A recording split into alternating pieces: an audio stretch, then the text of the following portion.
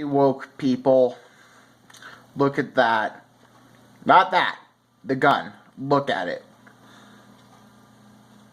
What does that remind you of?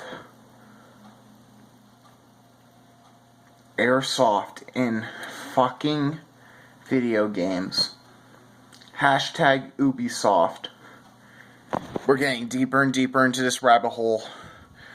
And we can't leave now. We got more shit to cover. And this ain't even the half of it. I'm really scared.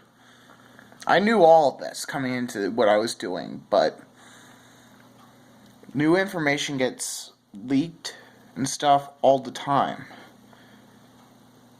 I'm personally scared. You should be too. And look who's using it.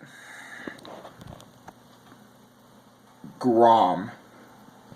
That's saying something. I'm gonna look into it more. Just wanted to give you a little peek of what is to come.